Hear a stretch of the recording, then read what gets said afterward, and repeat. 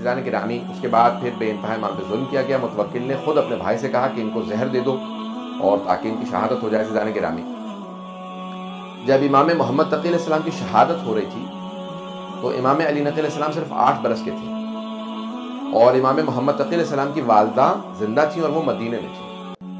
تو امام علی نقی علیہ السلام نے رو کے اپنی دادی سے کہا دادی اماں آج میرے بابا کی شہادت کا دن ہے. تو جناب صدیقہ خاتون رونے لگی.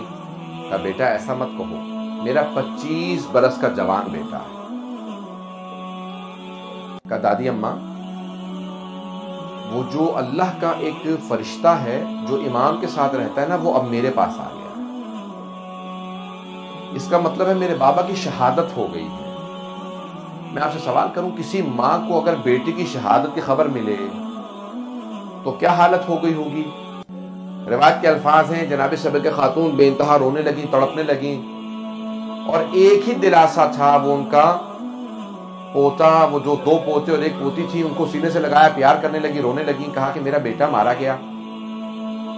بچپنے سے یتیمی اس طرح سے امام علی نقی السلام نے دیکھی ہے. میں سوال کروں یتیمی کیسی بلا ہے؟ یہاں تک کہ پیغمبر اسلام فرماتے ہیں یتیم بچے کے سامنے اپنے بچے کو پیار نہ کرو. پوچھا کیوں مولا؟ کہا کیونکہ جب وہ دیکھتا ہے نا کہ کوئی اپنے بچے کو پیار کر رہا ہے تو اس کا دل ٹوٹ جاتا ہے. عزیزان گرامی روایت کے الفاظ یہ ہیں کہ جب پہلی عید آئی تھی نا امام حسن مجتبیٰ کی شہادت کے بعد, یہ مسلسل جب عید آیا کرتی تھی تو امام حسین علیہ السلام جنت البقیع اپنے بھائی کی قبر پہ جایا کرتے تھے تو اپنے بچوں کی انگلی پکڑتے تھے لیکن سر پہ ہاتھ نہیں رکھتے تھے. تو کبھی کسی نے پوچھا اتنا پیار کرتے ہیں تو آپ بچوں کو کیوں نہیں پیار کرتے؟ کہا جب میں قاسم کو دیکھتا ہوں تو مجھے احساس ہوتا ہے کہ میرا بھتیجا کبھی یتیمی کا احساس نہ کرے, اپنے بابا کو یہ محسوس نہ کرے میرا باپ سر پہ نہیں ہے, اس لیے میں اس کی محبت میں اس کو زیادہ پیار کرتا ہوں, اسے سینے سے لگاتا ہوں, اس کے سر پہ ہاتھ رکھتا ہوں, اپنے بچوں کے سر پہ ہاتھ نہیں رکھتا تاکہ میرے بھتیجے یتیم بھتیجوں کو یہ محسوس نہ ہو کہ دیکھو ہمارے جو چچا زاد بھائی ہیں ان کے سر پہ ہاتھ رکھنے والا ہے لیکن ہمارا باپ سر پہ موجود نہیں ہے. عزیزان گرامی یتیمی عجیب چیز ہے. امام علی نقی علیہ السلام نے 8 برس کے سن سے یتیمی دیکھی اور مسلسل یہ دیکھتے رہے کہ ہر طرف سے ظلم ہوتا رہا امام علیہ السلام پہ. عزیزان گرامی جب جناب سکینہ بنت الحسین کو پہلا تماچا لگا تھا نا تو انہوں نے اس لحظے میں اپنے چچا کو پکارا تھا اور کہا تھا کہ چچا جان آ کے دیکھیے ذرا میرے کانوں سے کتنا لہو بہ رہا ہے. عزیزان گرامی ایک سوال کروں گا کہ اب ذرا ایک مرتبہ تصور کیجئے, وہ امام علی نقی علیہ السلام جو 8 برس کے سن سے مسلسل اپنے بابا کو محسوس کرتے ہوں گے میرے بابا کہاں پہ کاظمین کے اندر شہید ہوئے, وہاں پہ ان کو دفنایا گیا. عزیزان گرامی اب یہ مسلسل وقت کٹتا رہا یہاں تک کہ آخری لحظات ہیں امام علی نقی علیہ السلام کے.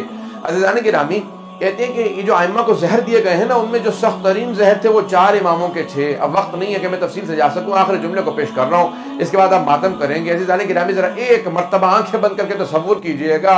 کیا تصور ہے؟ کہتے ہیں جیسا 4 اماموں کو زہر دیا گیا ویسا کسی کو نہیں دیا گیا. کیوں؟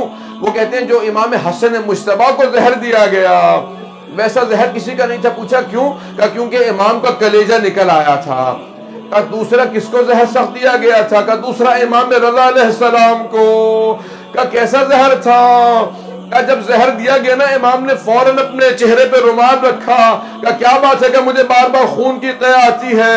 کہ اپنے چہرے پہ رومال رکھا کہ میرا پورا کلیجہ پانی ہو گیا ہے, کہ مجھے گھر واپس جا لینے کہ تیرا کام ہو چکا ہے. عزیزان گرامی 2 اور امام, ایک امام علی نقی علیہ السلام, آپ کے بیٹے جب امام حسن عسکری علیہ السلام قریب میں موجود تھے, کہا بیٹا مجھے سہارا دے کے بٹھا دو, میرے اجداد رسول خدا علی مرتضی سب آ گئے میرے لینے کے لیے, میری دادی زہرا موجود ہے. اجرکم اللہ. عزیزان گرامی اور ایک ہیں امام حسن عسکری علیہ السلام جن کو زہر دیا گیا, سخت ترین زہر دیے گئے. عزیزان گرامی یہ آخری لحظات کیسے عجیب و غریب ہوتے ہیں. روایت کے الفاظ ہیں سامرہ تھا, امام حسن عسکری علیہ السلام نے خود سے اپنے بابا کو غسل و کفن دیا. کفن دینے کے بعد بڑے شان و شوق سے کہا گھر میں شیعوں کو جمع کر لیا, کہ میرے بابا کا یہی جنازہ پڑھ لو. کہ مولا بہت لوگ جمع ہیں. کہ نہیں, وہاں متوکل مجھے جنازہ پڑھانے نہیں دے گا, وہ خود جنازہ پڑھانا چاہتا ہے, میں اپنے بابا کا یہاں جنازہ پڑھاؤں گا. سب کو جمع کیا, کہا کہ یہاں جنازہ پڑھ لو, لیکن میں کہوں گا مولا جب آپ اپنے بابا کا جنازہ پڑھا رہے تھے آپ کے گلے میں توق نہیں تھا, ہاتھوں میں بیڑیاں نہیں تھی، ہاتھوں میں حق